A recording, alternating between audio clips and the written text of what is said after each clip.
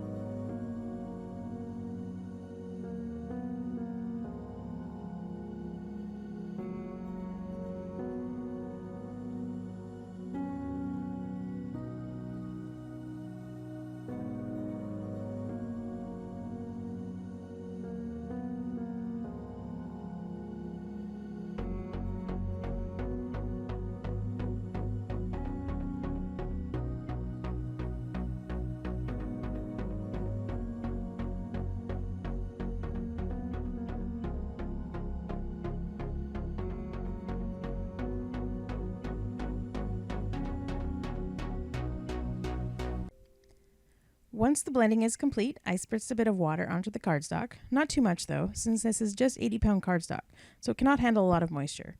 I blotted it immediately after to soak up any excess water and to help with the drying process.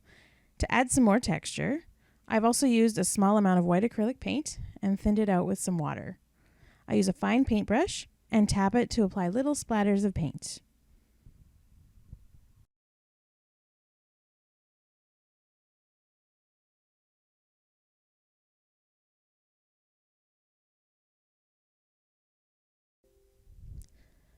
For the next 3 backgrounds, I decided to keep using this wonderful palette, but just change the pattern.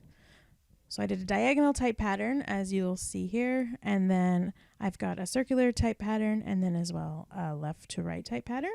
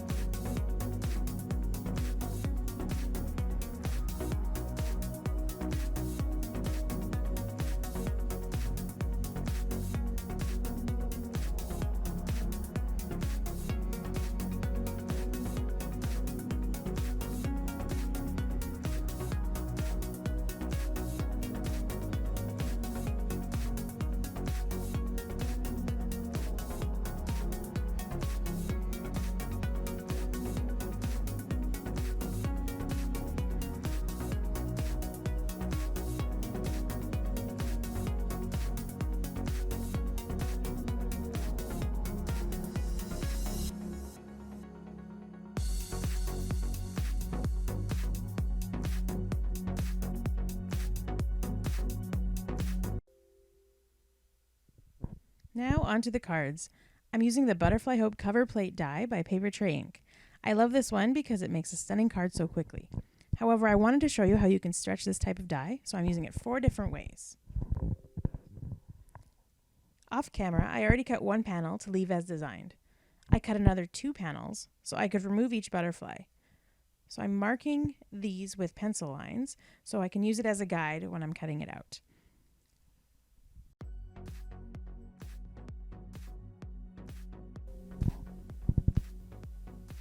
When I cut these out, I'm being sure to shape it as needed to get rid of any of the frame appearance.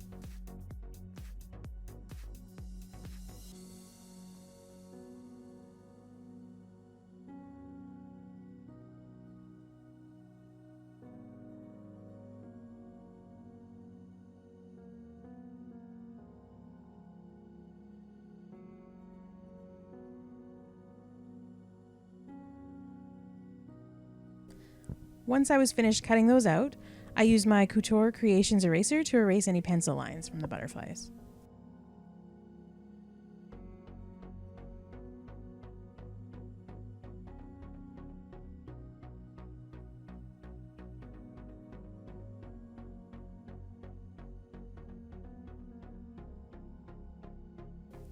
This is the same process I used for the next 2 panels, except for these I wanted to keep the frame with just one butterfly.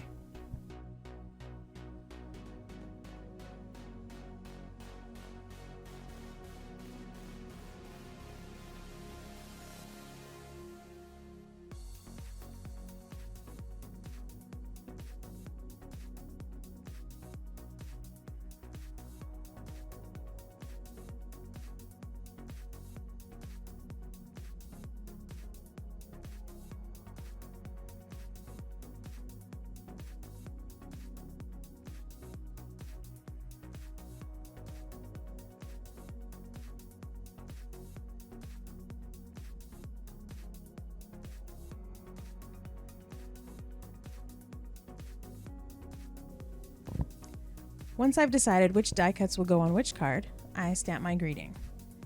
I'm using a sentiment from a Paper Tray Ink Keep It Simple Mother Mini Stamp Set.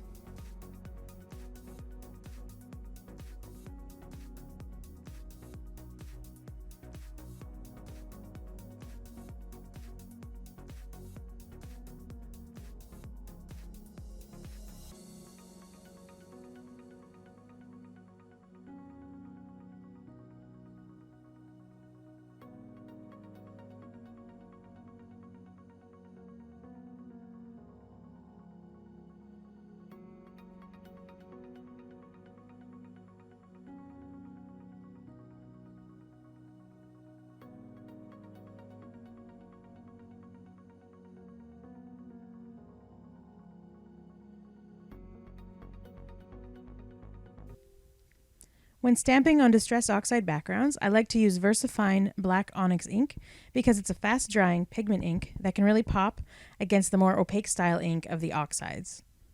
For the panel that I left as designed, I applied a sentiment strip instead.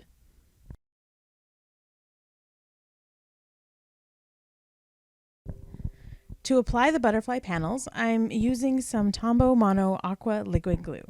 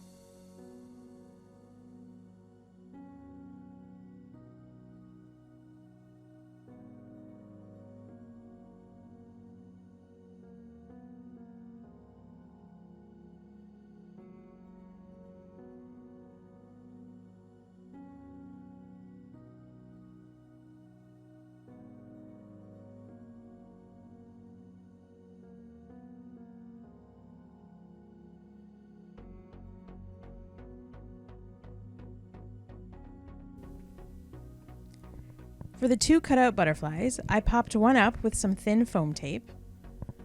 After the video, I decided to trim the parts that went off the card so that it would be easier to fit into a standard size envelope.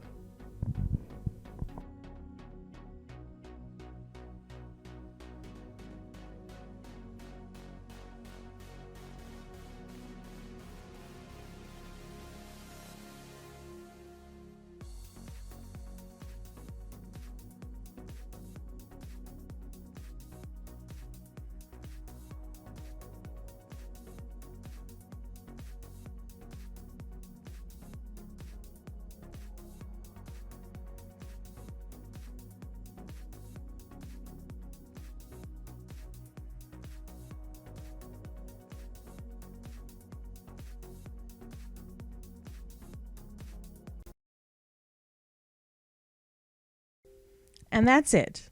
4 quick Mother's Day cards, all featuring the same colors and products, but each with a slightly different look. I hope you enjoyed watching and feel inspired. Supplies are listed at the end of the video and below as well. Thanks for watching.